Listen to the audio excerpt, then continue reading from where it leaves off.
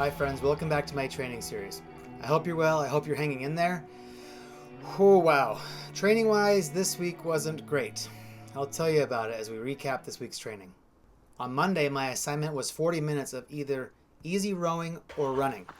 I chose to go for an easy trail run. I ran 3.4 miles in 40 minutes.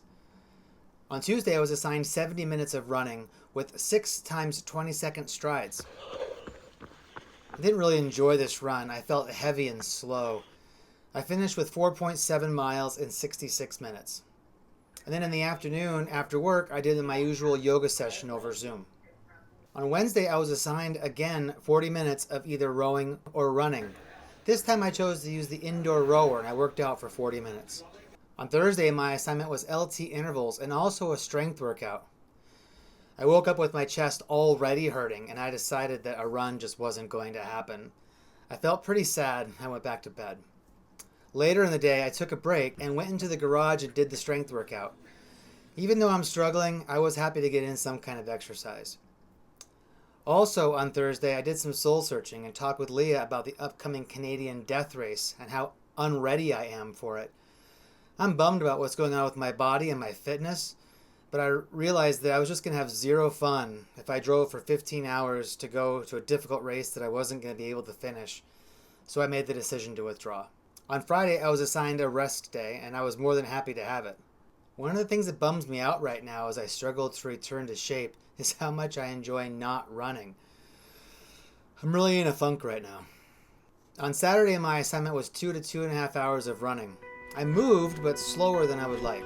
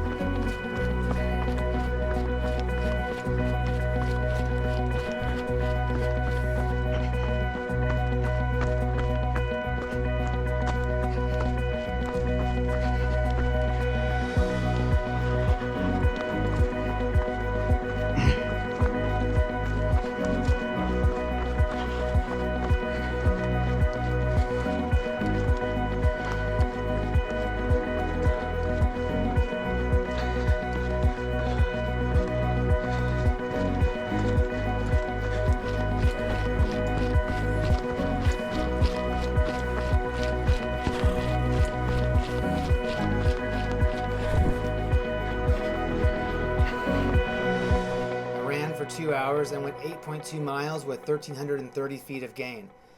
When I got home, I ate a good meal and then I went and laid down and slept for 3 hours. Finally on Sunday, I was assigned 65 to 75 minutes of easy running. I ran an easy road loop, finishing 6.1 miles in 64 minutes. Strava says this is the slowest I've ever run this loop. Overall, this has been a frustrating week. Many weeks lately have been frustrating, but this week I'm feeling increasingly bummed. My running just isn't feeling good. My body isn't feeling good. I'm still coughing a lot. And this week, towards the end of the week, this cough has felt a little bit more like something's going on in there. So anyway, I have a CT scan scheduled a little bit more than a week out. Right now I'm waiting for my insurance to approve it. So anyway, we'll see how things go. But anyway, this week I finished the week with 4 hours and 53 minutes of running, a total of just 22.5 miles. Okay, well, let's jump into some Q&A. Thank you so much to those of you who commented with your questions. VTech 2 Leader asks if I've rolled my ankle after he did while preparing for his first 50K.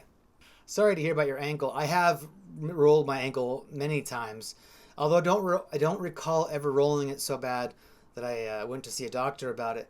One time I was running with some friends. I remember this quite clearly, and I rolled my ankle pretty bad towards the end of the run, so badly that we could hear it pop.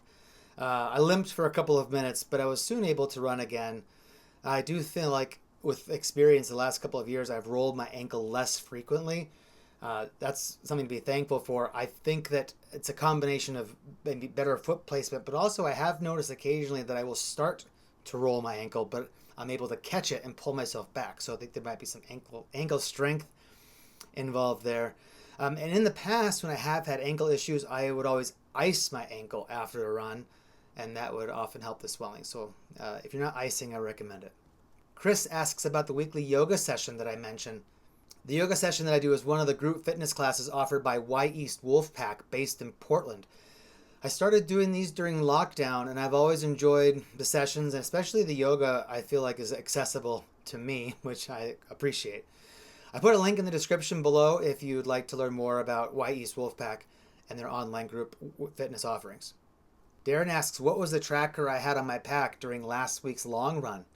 The tracker that I have is a Garmin InReach Mini. This is original. This is the Model 1.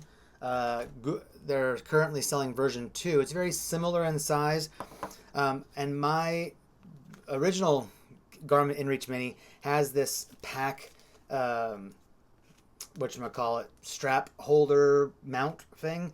It's designed for motorcycle riders. And the manufacturer of this says that it's incompatible with the Mini 2. So I don't know. There's got to be some way that you could mount a Mini 2. Anyway, I think that having something like an InReach Mini is a really important piece of safety equipment.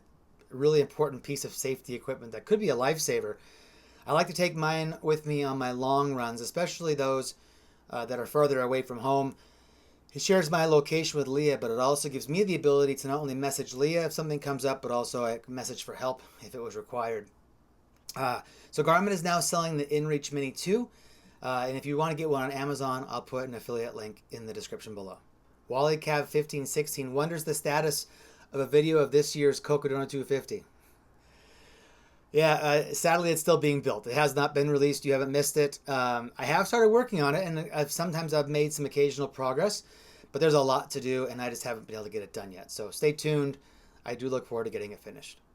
The last question this week comes from Jim Whitcomb, who, by the way, will be the guest on this week's Ultra Origins episode that drops on Wednesday. Jim asks for my thoughts about water crossings. Do I wade barefoot, bring extra socks, or what? Well, I think I'm pretty solidly on team just go through. I suppose it kind of depends. If a river crossing is really, really muddy or silty, I might consider a way to get that stuff out of my shoes and off my feet.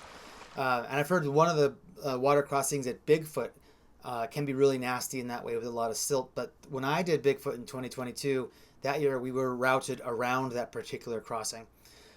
So in my experience so far, I just keep my shoes on, just power through the crossing, and then, especially since a lot of the races I do are in Arizona, the shoes dry pretty quickly.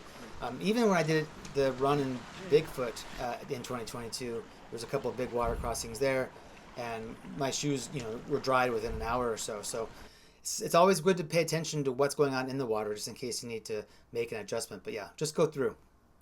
All right. Thank you, everyone, for your questions this week. If you have a question you'd like me to talk about in next week's video, leave it in the comments below. And wish you all a good week. And I'm going to wish me a good week, too. It's been a rough go lately. I'm hoping that my health can start to improve and everything will improve. So here's to improvement. Take care.